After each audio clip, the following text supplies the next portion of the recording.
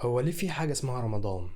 تقدير إلهي لمدة شهر، اقطع أكل وشرب طول النهار، أوامر غير مبررة وغير مفهومة. هو أنا لو سألتك يعني إيه رمضان هتعرف تجاوبني؟ طبعا إحنا عارفين الإجابة المعتادة على السؤال ده، هو إن رمضان شهر الخير والبركة والعبادة وغيره.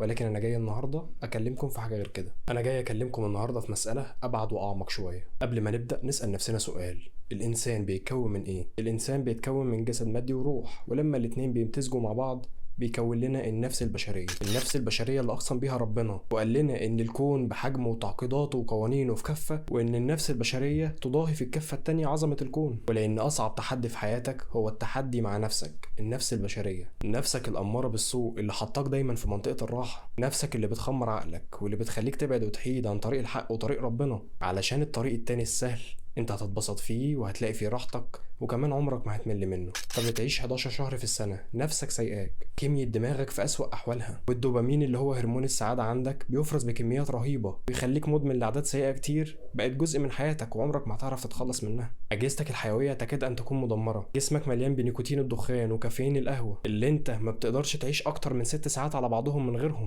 هيجي رمضان، المعنى الحرفي للرحمة بالناس، اللي بيخليك تهذب روحك ونفسك، تمنع سب وشتيمة، تمنع حقد وكراهية وضغينة وكل المشاعر السلبية اللي بتاكل في روحك، يخليك تهذب شهواتك، الأكل والشرب والربح والجنس، يعيد تنظيم كمية دماغك وجسمك من أول وجديد، ويخلصك من أغلال وقيود العادات السلبية اللي مسيطرة ومدمرة حياتك، يديك فرصة إنك تمسك المصحف وتقرأ فيه، المصحف اللي أنت بقالك سنة ما لمستوش، ويخليك تنزل تصلي الفروض في الجامع، الفروض اللي أنت بقالك شهور كتير ما نزلتش صليتها جماعة، فتخرج من رمضان مولود جديد بقلب أبيض نقي وصافي.